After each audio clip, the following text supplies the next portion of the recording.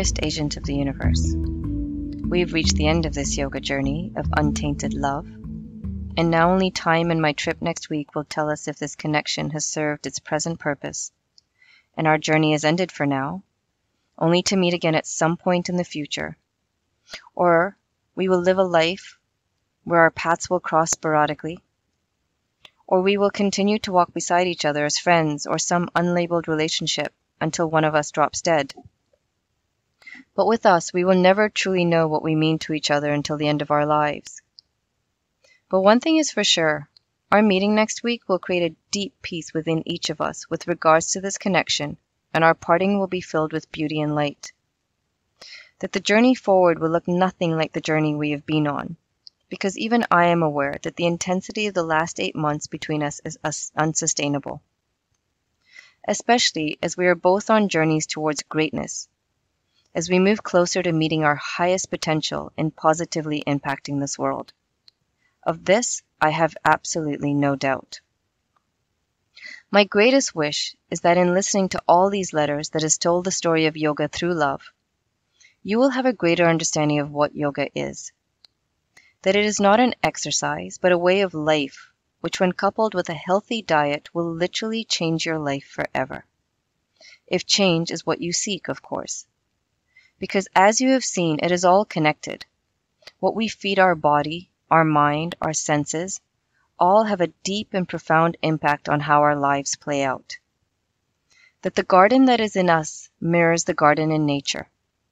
The seeds we plant in our mind, the fertilizer we use in our body, the water we pour into ourselves, the sun we sit in, and the love we give ourselves will all determine what our internal garden will look like.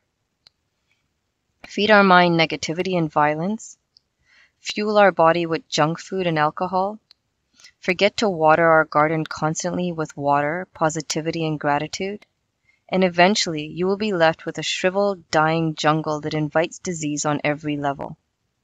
When this happens, the energy we give off will affect the energy of the natural world, and what we will get will be pandemics like COVID. This pandemic showed us just how low our collective human energy is vibrating at. My wish is that in listening to these letters, you will realize that from a spiritual as well as a medical point of view, every single thing you need for change, to be healthy and to connect to more realities than the one you live in now, exists within you. That is not the external world that defines who you are and how your life will play out, but your response to that world. That changing the external does not incite internal change, but changing yourself will change the external to reflect who you are becoming. That should you choose to not follow the path of yoga, or any path that espouses internal change, you will forever be limited in the life you lead and may never attain your highest potential or know your purpose. That you will forever be limited in your impact upon this planet and all those that inhabit it. Because when you shift to a higher vibration, you will impact the lives of those that come in touch with you. Because all of your actions will arise from a place of love.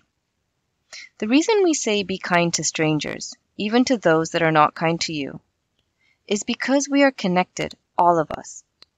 And if for a moment in time you can cause even the slightest shift in someone through an act of kindness and compassion, you will change the path of that person, even if it is just by a degree.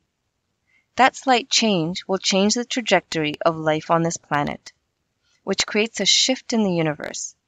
Because remember, every single thing that happens in your life is a result of or influenced by the actions of every other living thing on this planet and vice versa. This has been by far the greatest gift yoga has given me. It has disabled my ego and pride, and in its place opened a fountain of love that flows over all of those that cross my path. In response to all I give out, I have been shown so much love from strangers, friends, the universe, that there is not a day that passes by that I don't have a moment of being stunned by just how much love there is out there, when it is given a safe space and the confidence to reveal itself. And yes, there are those whose souls are buried so far below the surface, that they take the love and kindness people offer them and never return it. Yoga has taught me that when those people begin to drain my energy to a point where it is not healthy for me, to then be kind to me and remove those people from my life, in a kind way, of course. Because yoga is also about being kind to yourself and loving yourself from a place of light, not ego. And sometimes being kind and loving to yourself means having to say no, as well as learning to accept no. I hope, through the story of yoga, you have also understood that there is no shortcut or app to change, that connect to every living thing to have a multitude of beautiful lives in this lifetime will take work. There is not a day that goes by where I don't have to do the work by either coming to my mat, meditating, self-observing, or adhering to yamas and niyamas. Don't get me wrong. There are days when I fall off my mat, when I just want to give up and descend back into the hole from which I climbed out of. But then something happens. Like a perfect stranger, a perfect animal, shows me unexpected love and kindness, or a door to beauty opens up. A strange animal seeks my company, or a river of gratitude and happiness washes over my heart, reminding me why I am on this journey. It is so hard, this path, because our conditioned mind is strong, especially if you get on this path when you're older. If everyone understood yoga and started practicing all its limbs from a young age, we could bring our world back into balance within a generation. It would not matter how many humans there were in the world, because each and every one of us would live in balance and harmony with our planet, because we would have kicked fear, greed, jealousy, addictions, and so forth into oblivion. We would stop interfering with the process of life, accept our journeys, live lives devoid of long-term chronic harmful stress, and in most likelihood die healthy deaths. But most importantly, we would live life, accept death, and live in a world of unbound imaginative creativity. Because so many of us fail to ever access the unique creativity that sits within us. As we are a manifestation of the universe, within each and every one of us there exists the creativity and power that led to creation. Look at the natural world and its creative magnificence. How often have you looked at something like the Victoria Falls and just been speechless? We have that same creativity within us to create beauty that lives in coherence with its environment. Just think what our world could look like if we were all able to access that unique creative energy and use it for the betterment of our existence rather than for financial gain. We would live in forests, gardens. There would be no waste, no pollution, no cars. And best of all, we would live in a world of love and contentment, where love thy neighbor might just be a hippo. It takes great strength to move against the stream, to not let others' fears, judgments, and perspectives beat you back into the box, to literally dare to be different. So the next time someone comes to you with a crazy, beautiful, out-of-the-box creative idea, give them support and encouragement, rather than all the reasons not to do it. Because the success of the idea will be based on the energy, love, and determination that goes into that idea. And next time you hit a wall in your life, don't just lay down and give up or keep hitting it, but stop, step back, and understand where that wall came from. Because most likely it is a wall you have built and comes from your past, your karma. In my case, much of it was generations of conditioning that taught me Indian girls were good Indian wives and girlfriends when they gave unconditionally to their partners, kept quiet, sacrificed, cooked, cleaned, and most importantly, did not behave in a manner that would embarrass our families or society, even if the inside of you was withering away. So many of us have followed this formula until we disappear and an ideal, a culture, a conditioning, and an expectation takes our place. Yoga has taught me all of this. To observe my mind and behaviors, to know the source and influences that define it, to slowly erase those influences and replace it with the principles of love, light, gratitude, compassion, kindness, truth, faith, and so forth. To be the controller of my mind rather than the other way around. To harness the potential of my energetic body to connect to all the different frequencies out there. And to truly know what I give out, my intentions, my energy, will be reflected in what I get back. To understand the power of prayers and mantras when repeated over and over again to create a new garden of thoughts and ideas in my mind, which in turn will increase my vibration so the words I repeat over and over again eventually become who I am and are reflected in my life. To remember that my destiny has been set out by my karma, which is merely a reflection of my past actions and behaviors. And as such, I have the power to shift my destiny by breaking the bonds of that karma, by changing the conditioned mind, by breaking the bad habits governed by my samskaras, my impressions, and most importantly, by erasing ignorance, by giving way to knowledge.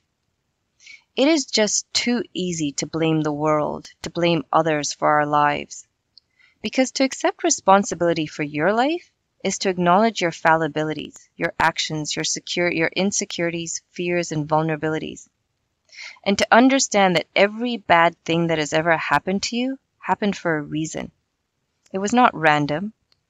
And instead of allowing those acts to drown you, yoga asks you to learn from them, to use them to incur change within you, and to encourage you to become stronger because of them. There can be no change without acceptance or surrender. Accepting who you are at this point is not who you will always be. That you can be anyone you want to be. If you surrender to all that is beyond your control and divert all your energy on that which is within your control. Thus, acknowledging the only thing that is within your control is you, and your reaction to all that is outside of your control. Each letter is a step. Listen to one, sit with it, read more about it, research it. Find a good teacher who can guide you through it. But through every step, keep coming back to your mat. It is your launching pad, your compass, the place that will ground you over and over again. It is a place where change and magic will happen and you have to do nothing but practice from a place of knowledge. Meaning, know how to breathe through your poses, how to sequence the poses, when to practice yin, yang, restorative, and so forth. Understanding and listening to your body and making sure you don't bring your ego to the mat. Remember, a perfect pose is where your breathing is constant, your focus is on your breath, and you are comfortable in a pose. Follow that philosophy in life as well. Try and keep your high-frequency, elevated emotions constant. Focus on you and how you are reacting and moving through life. And be comfortable and at peace where you are at this very moment. Try and find a good yoga teacher to help you through this journey on your mat. A teacher that does not only teach but practices and lives yoga. Who teaches you yoga and not an exercise. Because we all need teachers to guide us, to challenge us, to move us forward. If you don't have the knowledge or the tools, change will hit a wall at some point. If nothing else, I hope I have given you the foundation for change and a better understanding of yoga in your body, that it may inspire you to become the conductor rather than the follower of your life. Lastly, to the agent of the universe, thank you. I am filled with gratitude for the creativity you ignited merely by picking up the phone and asking to know me, but also for all the change you forced me to incur internally, by forcing me to break the bonds and the karma of my past to ensure that you remained an unknown, rather than a reflection of my past. Love, the Enchanted Yogi.